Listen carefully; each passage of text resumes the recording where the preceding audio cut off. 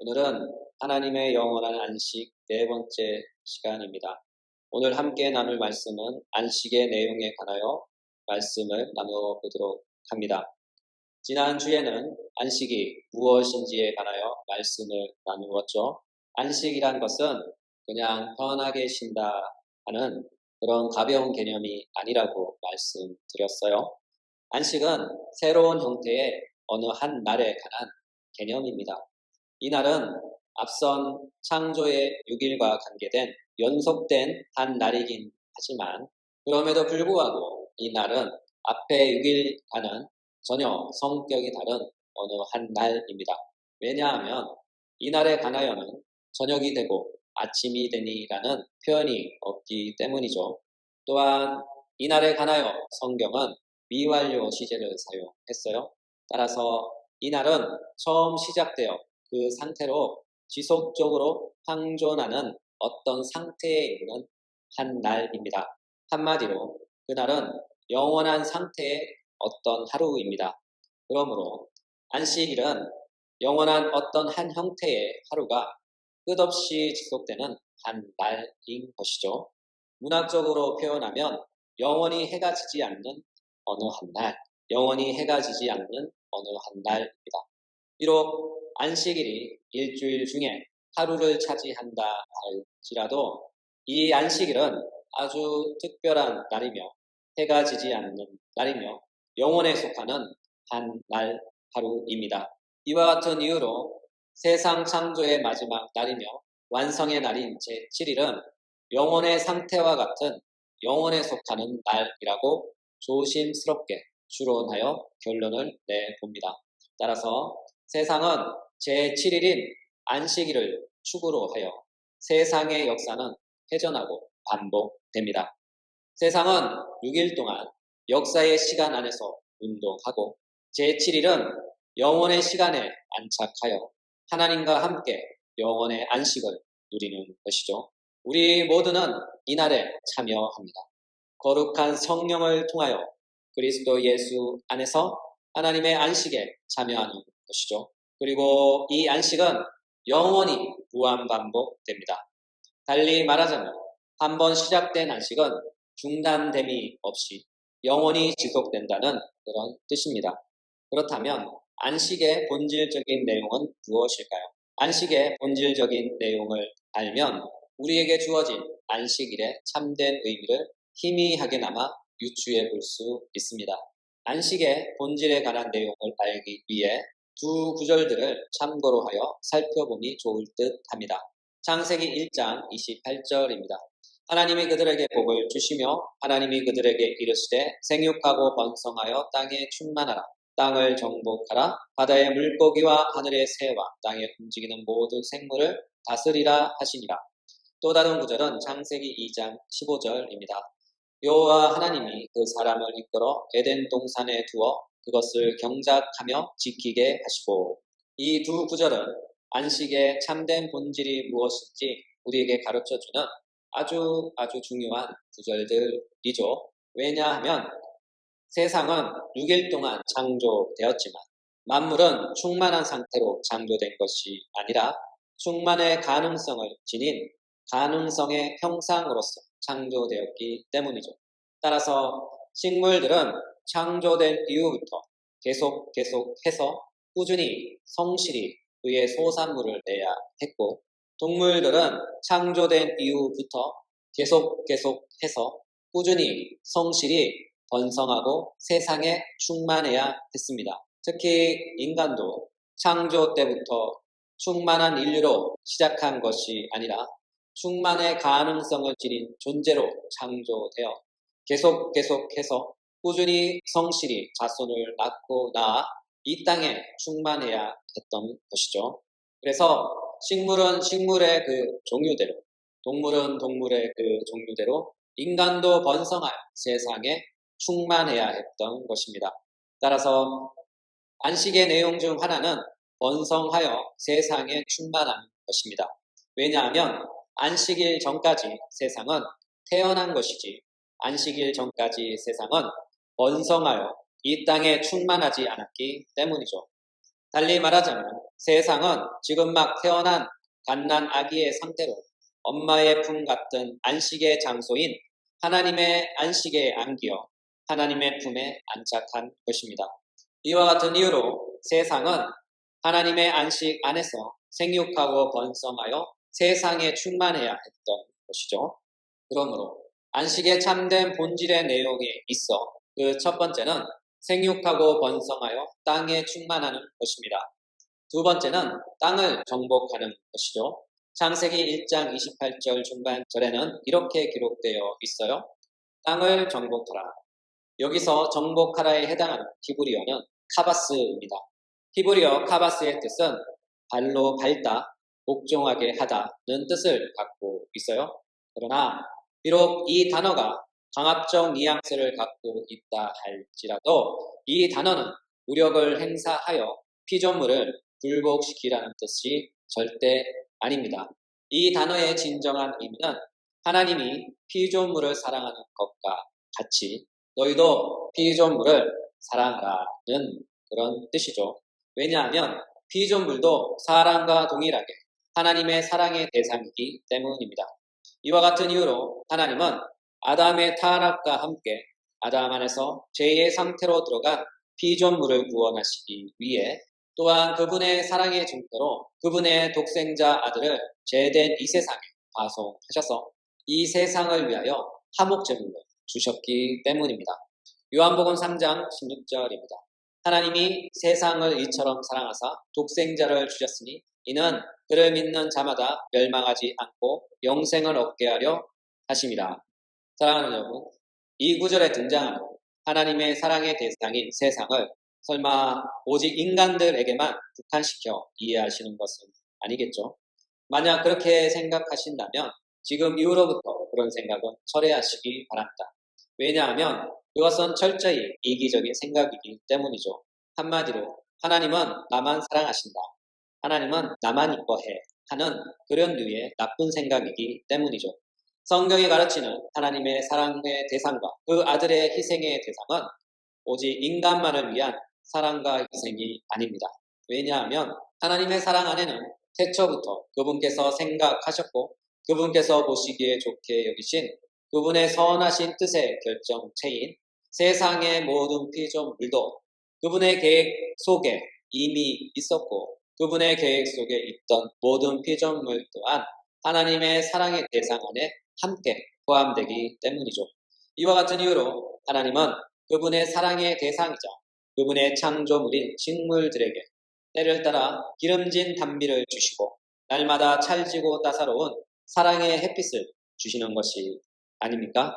동물들도 목마르고 배고프다고 하나님께 울부짖으면 하나님께서 그들에게 먹거리를 주사 그들을 향한 하나님의 사랑을 보여주신다고 성경의 그 어딘가에 기록되어 있습니다.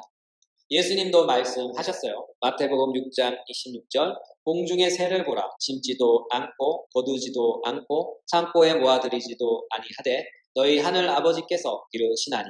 마태복음 6장 30절 오늘 있다가 내일 아궁이에 던져지는 들풀도 하나님이 이렇게 입히시거든. 따라서 하나님의 사랑은 오직 사람에게만 제한되지 않습니다. 하나님의 사랑은 그분께서 지으신 모든 세상 그 대상으로 합니다. 이와 같은 이유로 사도 바울은 피조물의 구원을 말하고 있는 것이죠. 로마서 8장 19절부터 21절 피조물이 고대하는 바는 하나님의 아들들이 나타나는 것이니 피조물이 허무한데 굴복하는 것은 자기 뜻이 아니요 오직 굴복하게 하시는 이로 말미암음이라. 그 바라는 것은 피조물도 썩어짐의 종노릇 한 데서 해방되어 하나님의 자녀들의 영광의 자유에 이르는 것이니라. 그렇죠. 피조물도 기대합니다. 그들도 구원을 받아 하나님의 복된 영광에 참여하기를 간절히 고대합니다. 그러므로 세상은 세상의 그 모든 마지막 날에 그 모든 하나님의 아들들의 충만한 수가 다 차는 그날 하나님의 아들들과 함께 호련히 변화되어 하나님의 영원한 영광에 참여하게 될 것입니다. 결국 피조물도 하나님의 사랑의 대상들로서 하나님의 구원의 대상에 포함됩니다.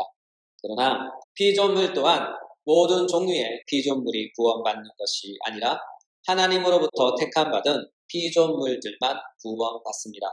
이것은 노아의 방주에 들어가 구원받은 피조물들에게서 그 예를 찾아볼 수 있겠죠. 창세기 7장 13절 14절. 그날에 노아와 그의 아들 셈함 야벳과 노아의 아내와 세 며느리가 다 방주에 들어갔고 그들과 모든 들짐승이 그 종류대로 모든 가축이 그 종류대로 땅에 기는 모든 것이 그 종류대로 모든 새가 그 종류대로 무릇 생명의 기운이 있는 육체가 둘씩 노아에게 나와 방주로 들어갔으니 이 구절들은 세상이 물로 심판받을 때 구원받은 사람들과 함께 구원받은 피조물들에 관한 내용입니다. 세상이 물로 심판받기 전 하나님의 은혜의 택하심을 따라 구원받은 사람과 피조물이 있었던 것이죠. 반면 하나님의 은혜의 택하심을 받지 못한 사람들과 피조물도 있었습니다. 창세기 7장 21절. 땅 위에 움직이는 생물이 다 죽었으니 곧 새와 가축과 들짐승과 땅에 기는 모든 것과 모든 사람이라. 분명 이 두 구절은 확실하게 말씀합니다. 사람들 중에서도 구원받은 사람과 구원받지 못한 사람이 있고 피조물 중에서도 구원받은 피조물과 구원받지 못한 피조물이 있다고 증거합니다. 이 사실을 볼 때 하나님의 사랑은 그분의 은혜를 따라 택함받은 모든 세상, 모든 피조물에게만 한정된, 제한된 사랑입니다. 달리 말하자면 세상의 그 모든 사람이 하나님의 사랑의 대상은 아닌 것이죠. 또한 사람뿐만 아니라 피조물도 구원받는데 모든 피조물이 모두 다 구원받는 것이 아니라 하나님의 은혜를 따라 택함받은 선택받은 피조물만 구원받습니다. 왜냐하면 노아의 홍수 때 하나님의 선택을 받지 못한 피조물들은 모두 다 죽었기 때문이죠. 그러므로 피조물도 하나님께서 사랑하시는 대상이기에 하나님께서 피조물을 사랑하듯이 하나님의 대리 통치자인 사람도 그들을 사랑으로 정복해야 합니다. 달리 말하자면 강포와 억압과 가혹함이 아닌 뜨거운 사랑과 사랑으로 그 피조물들을 사랑해야 합니다. 한마디로 피조물을 내 몸처럼 사랑하라.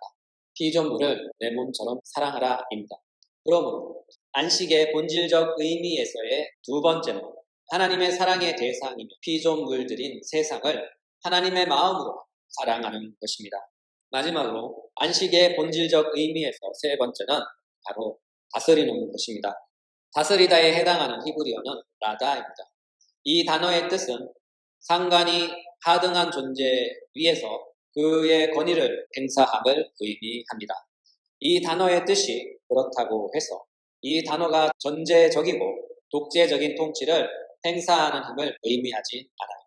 비록 이 단어가 구약 성경에서 가나안 땅을 정복할 때 가나안 족속을 무력으로 정복하고 저항하는 대상을 제압하는 통치하는 힘으로 사용되었을지라도 이 단어의 본래적 의미는 인간과 땅의 관계에서 축복과 관계된 의미로 사용됩니다. 왜냐하면 창세기 1장 28절은 비록 하나님의 문화 명령 안에 그 예속되어 있다 할지라도 그것은 땅에 관한 축복의 한 부분으로서 다스리라가 나오기 때문이죠. 따라서 다스리다의 진정한 의미는 하나님이 주신 절대적인 권리인 신적 통치권을 행사하여 하나님이 주신 땅을 잘 관리하고 보존하라는 그런 의미인 것이죠. 왜냐하면 인간은 하나님의 형상을 따라 지음받은 하나님의 형상이자 하나님의 대리 통치자로서 피조물에게 있어 하나님과 같은 존재이기 때문에 그는 하나님을 대신하여 만물을 하나님처럼 다스려야 했기 때문입니다. 또한 다스림에 관한 의미는 창세기 2장 15절에 더욱 선명하게 나옵니다. 창세기 2장 15절에서 다스림에 관한 의미는 두 가지인데 하나는 아바드이고 또 다른 하나는 쇼무라흐입니다. 이 두 가지를 창세기 2장 15절에서는 경작하며 지키게 하다라고 쓰고 있습니다. 따라서 다음 주에는 다스림에 관한 더욱 선명한 의미인 경작하며 지키게 하다에 관하여 깊이 나누도록 하겠습니다. 오늘의 말씀을 마무리합니다. 오늘은 참된 안식의 본질적 내용이 무엇인지 그 내용에 관하여 간략하게 살펴보았죠. 그 안식의 본질적 내용 첫 번째는 바로 생육하고 번성하여 땅에 충만하라입니다. 왜냐하면 세상은 완전한 상태로 충만한 상태로 태어나지 않았기 때문이죠. 이와 같은 이유로 세상은 하나님께서 목표하신 그 뜻을 향하여 점진적으로 자라나고 발전해야 합니다. 따라서 세상은 하나님의 안식에 안착하여 날마다 자라나야 했습니다. 완전한 상태로 충만한 상태로 날마다 성숙해 나가야 했던 것이죠. 그러므로 안식의 본질적 내용은 세상은 6일 동안의 역사적 시간 안에서 날마다 자라고 성숙하여 하나님의 안식이 지향하는 그 목표 지점에 도달하기 전까지 열심히 다름박질해야 했던 것입니다. 안식의 본질적 내용의 두 번째는 정복하라입니다. 이 단어가 주는 뉘앙스가 강압적이라고 해서 무력으로 강압적으로 정복하라 하는 그런 뜻은 아니죠. 이 단어는 본문을 심사숙고해 볼 때 피조물을 대하는 사람의 마음의 자세에 관한 내용으로 보입니다. 왜냐하면 하나님께서 자연을 사랑으로 대하듯이 하나님의 대리 통치자인 사람도 하나님의 마음으로 자연을 아끼고 사랑하는 태도로 피조물을 대하라 하는 그런 뜻이기 때문입니다. 따라서 사람은 자연을 사랑해야 합니다. 하나님께서 자연을 아끼고 사랑하듯이 사람도 자연을 아끼고 사랑해야 하며 사랑으로서 그들을 정복해야 합니다. 그러므로 안식의 본질적 내용의 두 번째는 자연을 내 몸같이 사랑하라, 자연을 내 몸과 같이 사랑하라입니다. 마지막으로 안식의 본질적 내용의 세 번째는 다스리라입니다. 이 말은 땅을 잘 관리하고 보존하라 하는 그런 뜻이죠. 이 모든 것을 종합해 볼 때 참된 안식의 본질적 내용은 우리가 누려야 할 그 어떤 것이 아니라 우리가 해야 할 그 어떤 것입니다. 달리 말하자면 사람의 마땅한 할 일에 관하여 말씀하는 것이죠. 결론부터 말씀드리면 하나님 안에서의 안식이란 우리가 하나님으로부터 받은 명령, 곧 문화명령이라 불리는 것을 6일 동안 힘써 행하는 것입니다. 달리 말하자면 하나님을 위한 거룩한 사명과 노동을 행하는 사명자의 삶입니다. 한마디로 하나님의 일을 행하는 것이죠. 이것이 참된 안식입니다. 그것이 바로 하나님의 참된 안식입니다. 달리 말하자면 6일 동안 하나님을 위해 열심히 사는 거죠. 그리고 6일 동안의 거룩한 노동의 결실과 그 완성으로서 하나님 앞에 나와 그 모든 결실로 감사와 영광을 돌리는 것입니다. 이것이 우리 주님께서 우리에게 주신 사명, 곧 하나님께서 주신 일에 대한 신성한 노동의 참된 완성인 것이죠. 이것이 바로 참된 안식의 참된 내용입니다.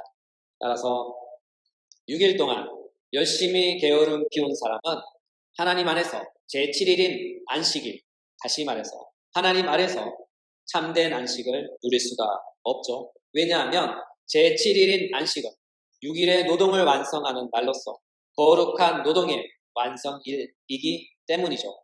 달리 말하자면 일한 것이 없기에 그가 누릴 참된 안식의 몫은 없는 것이죠. 우리 주님도 말씀하셨어요. 요한복음 5장 17절 예수께서 그들에게 이르시되 내 아버지께서 이제까지 일하시니 나도 일한다. 사랑하는 여러분, 하나님도 지금까지 그리고 지금도 열심히 일하고 계십니다. 그렇다면 우리는 더욱 힘써 열심히 일해야 하지 않을까요?